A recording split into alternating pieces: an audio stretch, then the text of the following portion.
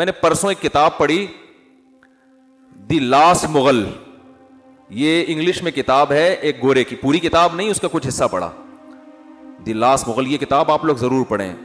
اس انگریز نے مغلوں کی تاریخ پر ایسی شاندار اور اوتھینٹک کتاب لکھی ہے کہ ہٹو بچوں کر دیا اس نے.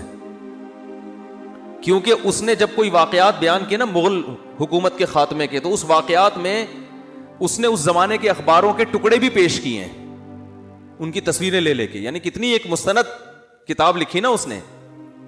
اس کتاب میں ایک بات لکھی ہے, وہ میں نے اسکرین شاٹ بھی لیا ہوا ہے اس کا اپنے موبائل میں, کبھی موقع ملا تو آپ کو دکھاؤں گا انشاءاللہ, کہ انگریز جب بر صغیر میں آیا تو جو مسلمان حکمران تھے نا, جو مغل بادشاہوں کے جو شہزادے اور شعراء, یہ لوگ پوری رات مشاعرہ کرتے, اور جب فجر کی اذان ہوتی تو یہ سونے کے لیے جا رہے ہوتے تھے. رات بھر کیا چل رہا ہوتا تھا ان کا, یہ فیوچر کی پلاننگ ہو رہی تھی ان کی.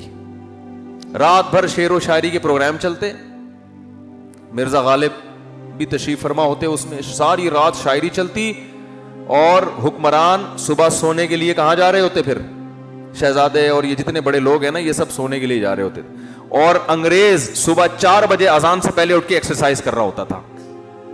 نہیں آ رہی بات, میرا خیال ہے. اب آپ مجھے بتاؤ, ایک قوم ساری رات شاعری سنتی ہو, یا پب جی کھیلتی ہو, یا ڈرامے دیکھتی ہو.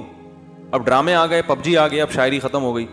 شاعری میں تو پھر بھی فائدہ تھا, کم از کم اردو ادب میں تو مہارت ہوتی نا, پب جی میں تو وہ بھی فائدہ نہیں ہے, وہ بھی نہیں ہے.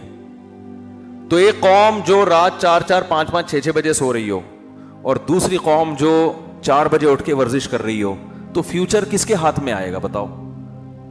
جو رات بھر شاعری سن کے, ڈرامے دیکھ کے, فلمیں دیکھ کے, پب جی کھیل کے سونے والی قوم ہے, یا وہ جو صبح 4 بجے اٹھ کے اپنے دن کا آغاز شروع انگریز یہ کر رہا تھا.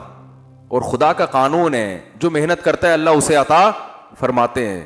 انگریز نے کتاب لکھی ہے, ابھی بھی وہ زندہ ہے گورا, اور بہت اوتھینٹک کتاب ہے ہسٹری پہ. انگریز بعض کام بڑے خاندانی کرتے, چھوڑو بھی ہوتے ہیں, ایسا نہیں ہے کہ سارے صحیح ہوتے ہیں, لیکن اگر ان میں کوئی فیصلہ کر لینا کہ میں نے ریسرچ کرنی ہے, تو وہ ریسرچ کا حق ادا کرتا ہے. اس نے اس زمانے کے اخباروں کے ٹکڑے, ان کی تصویریں بھی ڈالی ہیں. تو اس نے یہ لکھا ہے کہ صبح 4 بجے یا 5 بجے جب فجر کی اذانیں ہوتی تھیں, تو مغل بادشاہوں کے مشاعرے ختم ہوتے تھے, یہ سونے کے لیے جا رہے ہوتے تھے, اور انگریز صبح 4 بجے اٹھ کے ایکسرسائز کر رہا ہوتا. تو ظاہر ہے پھر حکومت کس کے پاس آنی تھی؟ انہی کے پاس آنی تھی, جو اپنے آپ کو تیار کر رہا ہے مستقبل کے لیے.